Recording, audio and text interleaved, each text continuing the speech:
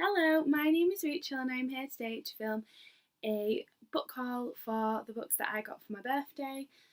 Most of these I got for my birthday. I think just over half I got for my birthday, and then the other half I bought with my birthday money, so they're pretty much birthday presents. So yeah, I'm gonna get started because I think there's like 14 or something. It's a bit ridiculous. But I'm gonna split them up a bit. So the first two are poetry collections. And the first one is The Sun and Her Flowers by Rupi Kaur. If you have watched my channel for any length of time, which you probably haven't, I really enjoyed Milk and Honey by Rupi Kaur. I thought it was just fantastic, one of the best things that I have read. So I was super excited when this was coming out. And it was coming out on the 3rd of October, which was my birthday, so I felt like it was meant for me. Which happened with another book in this book haul as well, which was a more emotional present from the author, to be honest. But this is really cool, and I've not read it yet. But it looks a bit bigger than Milk and Honey. I think there's more in here, and there's a lot more drawings and stuff. So I'm really excited for this. Rupi Kaur she writes poems and then she will draw pictures that go along with the poems, which is really interesting. And she focuses, Milk and Honey focused a lot on women and on the inner strength of women in shit conditions, basically. So it was really cool. So I'm really excited for this one. And then the other poetry collection I got was Autumn by Miley Smith. I just thought this is the perfect time of year to read it. I need to get it in while it's still autumn.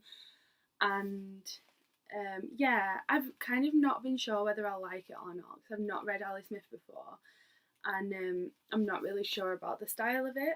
So I wanted to get it when it was a paperback, because yeah, I'm really unsure about it. So got that one. I'm hoping to read it soon. This one says on the back, Daniel is a century old.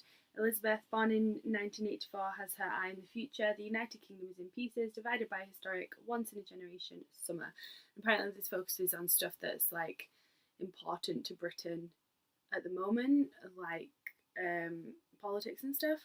So I really wanted to read it before the political climate changed too much, that then it wouldn't be as poignant. So yeah, there's that one.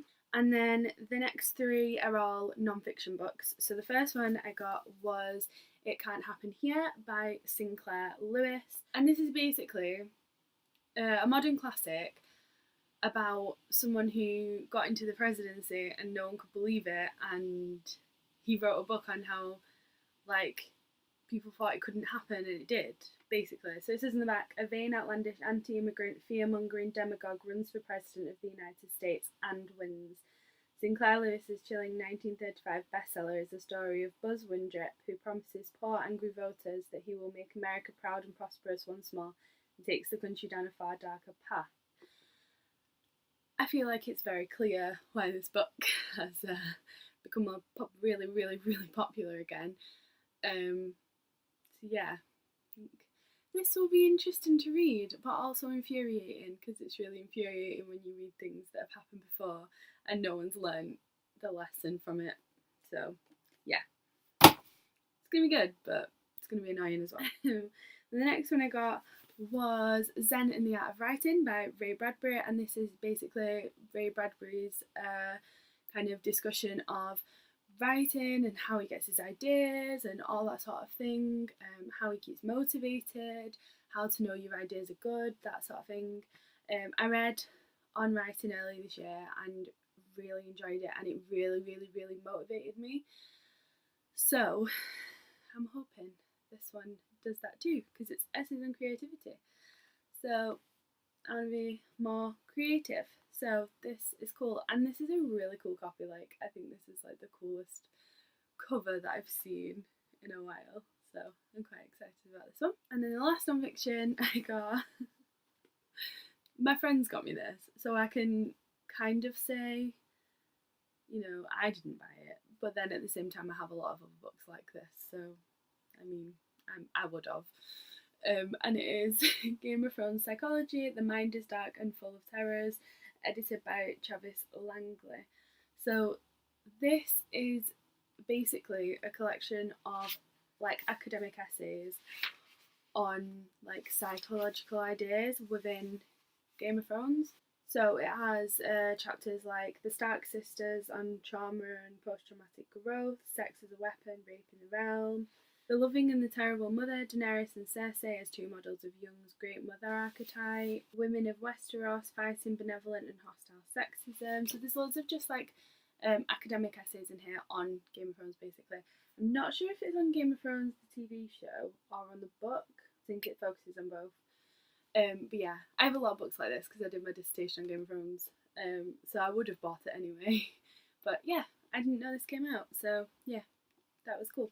And then the next books are like children's books / YA books, that sort of thing. The first one is The Creakers by Tom Fletcher. So Tom Fletcher wrote The Christmasaurus, and I read that last Christmas and loved it. It was just so nice to read at Christmas. So this one says on the back, what silently waits in the shadows at night? What's under your bed keeping just out of sight? What's patiently waiting while you're counting sheep? What never comes out unless you're fast asleep? What makes all the creaks, cracks and clangs in your house? It isn't the cat or your dog or a mouse. Those noises are made by mysterious creatures. Read on if you dare and you might meet the Creakers. Yeah, I just think it sounds cute. He writes really cute books, and they have like illustrations, but the illustrations are like woven in the text, and the text moves around the illustrations, which I really liked in the Christmasaurus actually. There'd be like the little drawings around every page. So super excited for this. The illustrator for this is Shane DeVries, who is, I think he's the one who did the Christmasaurus, because these illustrations look very like the ones in the Christmasaurus, and they were fantastic. So he's great as well. The next book that I got was Turtles All the Way Down by John Green. This is John Green's new book, and I'm really excited for this. I made a video about not knowing where I stood on John Green because I really enjoyed The Fault in Our Stars, and then I wasn't as keen on Paper Towns. But I've been watching more of his YouTube channel, like him and his brother do, and I do just really enjoy him. I think he's just like a really cool guy, so I definitely want to read this. And this one says, 16-year-old Eyre never intended to pursue the mystery of fugitive billionaire Russell Pickett, but there's a $100,000 reward at stake, and her best and most fearless friend Daisy is eager to investigate. So together they navigate the short distance, the broad divides that separate them from Russell Pickett's son Davis. And apparently this deals with mental health. I think there's a girl in this who has OCD, and apparently he presents her in quite a well-developed way, which I like, because I feel like a lot of YA books kind of romanticise mental illness, which is kind of shit and not the thing that you should do. So yeah, I'm really excited for this one. I might take this back to Switzerland with me because I really want to read this one soon. And then the next one I got, I'm really excited for. It's called Of Fire and Stars, and it's by Audrey Colters. Oh, I'm just so excited for this since I heard about it. So this is a YA fantasy, which is like a love story between two women. I find it annoying that whenever there is like LGBTQ plus books that are popular, they are always like relationships between men. So things like Sam vs Homo sapiens agenda, Aristotle and Dante. Like, I can think of loads that are men having relationships, but it's very rare to have them with women having their relationships, which I find kind of annoying. So I was super excited for this, because that's what this is. So this says, betrothed since childhood to the Prince of Mineria, Princess Denelle. This is going to be an annoying book to read these names all the time. I hope they have nicknames in it. Princess has always known what her future holds. Her marriage will seal the alliance between Eyre and her homeland, protecting her people from other hostile nations.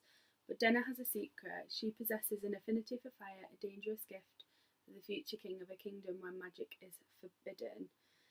And then at the bottom it says, but with dangerous conflict brewing, that makes the alliance more important than ever. Acting on their feelings could be deadly. Forced to choose between their duty and their hearts, Eyre and Denna must find a way to save their kingdoms and each other. I'm actually really, really excited for this. Like, super, super, super excited. I think it's going to be really, really good. And this is another one I want to take back to Switzerland. But I want to take them all back to Switzerland. And when I came home, I made a massive pile of books that I wanted to take back to Switzerland that didn't even include the books that I got for my birthday. So it's really difficult to be me right now. And then the next book is the personal present that I got for my birthday. So this came out on the 3rd of October. And so I count it as a personal present from JK, which is just amazing. And it is the new illustrated guide, and it's Harry Potter and the Prisoner of Azkaban, illustrated by Jim Kay. And I think this is the most beautiful yet. I remember seeing the first one being like, oh my god, that's amazing, that's so beautiful. And then I saw the second one and I was like, oh my god, that's more beautiful. Like, how are they going to top these? And then this is more beautiful, but I don't know if they can top this one because this is like a really, really nice shade of purple. So, yeah, but I feel like I've been wrong every time. So, I don't know. I've tried as hard as I can not to flick through this. I flicked through it a little bit when I first got it, but since then I've tried not to flick through it because I kind of want the surprise of reading it and like just having the pictures. So, yeah, but it's so pretty. I'm gonna hope to read it over Christmas. I'm not gonna take it back with me, it's way too heavy and I'd be worried that it'd get damaged. But I think it'd be a good thing to read over Christmas, so I might read it when I'm home. So this is exciting. Then we're moving on to the classics that I got for my birthday. So I got 4 of the Penguin English Library editions. So this is the one I actually got for my birthday, and then the others I bought with birthday money because they're really pretty. So I got Lady Audley's Secret by Mary Elizabeth Braddon from my mum and dad. And this one sounds really, really cool. This one sounds like a bit like The House of Mirth, where like I want to read it for the same type of reason. So this says, in the outlandish, outrageous triumph of scandal fiction, a new Lady Audley arrives at the manor, young, beautiful, and very mysterious. Why does she behave so strangely? What exactly is the dark secret this seductive outsider carries with her? And it says that this like book perfectly embodies the concerns of the Victorian age with morality and madness, which sounds very cool. And it's really, really pretty. Just so pretty. It makes me really sad because I have my Penguin English Library editions that I have at home, and then I have these ones, but then I have like quite a few of them in, not quite a few, I have like 3 or 4 of them in Switzerland. But like, I love the way that the spines, I love them next to each other. I think they look really beautiful. So it's annoying me that they're all in different places and I can't have them next to each other. But yeah, that's a problem that you don't really need to worry about. But I do. Next, I have A Tale of Two Cities by Charles Dickens, which I don't really know why. Well, I do know why I bought it. It's because it's pretty and I like these editions. But if you look slightly to the side, up here is a full collection of Charles Dickens works. Like, it's annoying that I bought this when I have that. But I did. And I don't regret it. So this is actually the Charles Dickens that I'm most excited to read. I'm not reading it first. I'm planning to read, like 10 or 11 chapters into Great Expectations, and then after that I want to read Oliver Twist. But this is the one that I think I will like. This is the one that I'm excited for because it's set in Paris during the French Revolution, I think. Is it during the French Revolution? Yes, depicts a revolutionary Paris running red with blood. Okay. I think I will really, really enjoy this because my favourite book, The Count of Monte Cristo, is a book that's set in France and in Paris, and I love that about it. It's one of the things that I enjoy the most is like the history within it. I mean, it focuses more on history that has like Napoleon and stuff like that, but it's something that I really enjoy and I love learning about the French Revolution. So I think this is the one that I'll find the most interest in. However, I've heard that it's one of his harder novels because it's like a history novel that he's written. So it's kind of not the one I want to start with, and I kind of want to read a few of his other books and get used to his writing style and then read this one. So yeah, I'm not planning to read this soon. I'm planning to read the others first, but I am like super excited for this one because I do think it's going to be the one that I like the most. So yes, this sounds cool. And then I got The Mayor of Casterbridge, which looks so cute, this edition. So I am currently reading Far from the Madding Crowd by Thomas Hardy, and I'm really enjoying it. I'm enjoying it more than Tess the D'Urbervilles, I think. I like Tess the D'Urbervilles, but it's one of those where it's a bit like Jane Eyre, where I like it for the themes and for what's going on and the characters, and I think it's like well done. But in terms of when I actually think about it, I'm not fully invested. Like I'm not enjoying it as much, sort of thing. I don't know, it's a bit weird. But yeah, I have it for Tess the D'Urbervilles and Jane Eyre, so like I wasn't sure how I'd feel about Far from Wedding Crowd, but it is better. I'm enjoying it so much. And so I bought this one because apparently this one's really good as well. So this is about a guy who sells his wife and his child, I think when he's drunk, and then I think he sobers himself up completely and moves to a new town and makes himself like a pillar of the town. And yeah, like he moves his life forward sort of thing, but he can't get over the fact that he sold his wife and child. And then I'm guessing, since it's a fiction, that they'll probably come back into it and there'll be some drama. So I'm excited for this one. This is quite short compared to the other ones. I don't know. It's like 35 pages. It's not 35 pages. 350 pages.